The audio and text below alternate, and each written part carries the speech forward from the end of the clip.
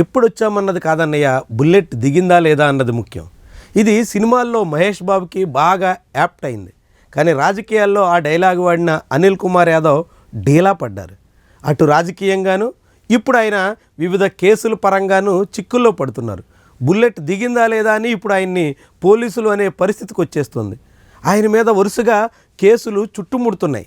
నెల్లూరు జిల్లా రాజకీయాల్లోనే అంతా తానే అన్నట్టుగా అక్కడ సుదీర్ఘకాలంగా చక్రం తిప్పిన పెద్దారెడ్డిలందరినీ అణగదొక్కేసి మరీ రాజ్యమేలిన అనిల్ కుమార్ యాదవ్ ఇప్పుడు కష్టకాలాన్ని అనుభవించక తప్పని పరిస్థితి వస్తుంది.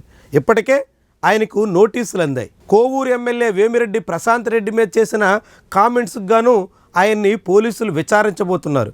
పోలీసులు విచారించిన తర్వాత ఆయన మీద కూడా కేసు పెడతారా, కేసు పెట్టేటంత తీవ్ర స్థాయిలో ఆయన వ్యాఖ్యలు ఉన్నాయా, ఇదంతా ఒకవైపు.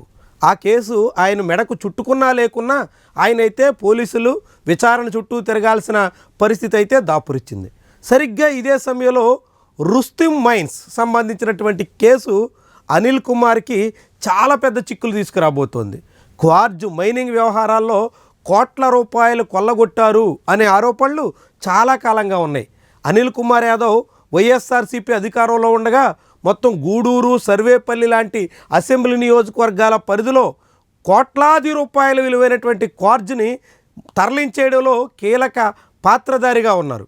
అలాంటి అనిల్ కుమార్ యాదవ్కి ఇప్పుడు ఆ మైనింగ్ దందా మెడకు చుట్టుకోవడం అనివార్యంగా కనిపిస్తుంది. ఇప్పటికే అనిల్ కుమార్ యాదవ్ అనుచరులు అరెస్ట్ అవుతున్నారు.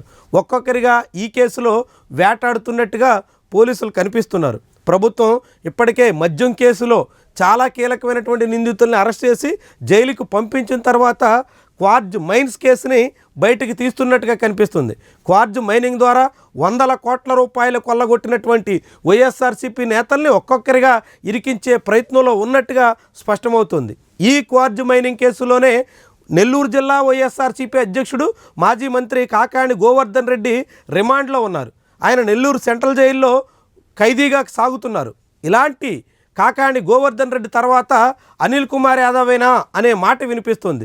నెల్లూరు జిల్లాలో వైఎస్ఆర్సీపీ తరపున మంత్రులుగా దాదాపు 5 ఏళ్ల పాటు ఒకరి తర్వాత ఒకరన్నట్టుగా చక్రం తిప్పిన నేతల్లో ఒకరు జైలు పాలు కాగా ఇప్పుడు రెండో నాయకుడు వంతు వచ్చేస్తున్నట్టుగానే కనిపిస్తోంది. ఇప్పుడు వేమిరెడ్డి ప్రశాంత్ రెడ్డి ఫిర్యాదు చేసినటువంటి కేసు తర్వాత అనిల్ కుమార్ యాదవ్ క్వార్జ్ మైనింగ్ కేసులో ఇరుక్కోక తప్పని పరిస్థితి దాపురిస్తుంది. మరి నిజంగానే అనిల్ కుమార్ యాదవ్ కూడా జైలు పాలవుతారా, కాకాణి గోవర్ధన్ రెడ్డికి జైల్మేట్గా కూడా మారిపోతారా? ఇదంతా కీలకమైనటువంటి పరిణామం. నెల్లూరులో చాలామంది నాయకులు అనిల్ జైలు పాలు కావాలి అని ఆశిస్తున్నటువంటి తరుణంలో అనిల్ అహంకారాన్ని అణచాలి అని కోరుకుంటున్నటువంటి నేపథ్యంలో మరి తెలుగుదేశం పార్టీ అధిష్టానం ఏ రీతిన స్పందిస్తుంది, క్వార్జ్ మైనింగ్ కేసులో అనిల్ మీద ఎంత మేరకు చర్యలకు పూనుకుంటుంది, చాలా ఆసక్తికరమైనటువంటి పరిణామం. నెల్లూరు రాజకీయాల్లో ఇప్పుడు చాలా పెద్ద చర్చకు దారితీస్తున్నటువంటి విషయం కూడా.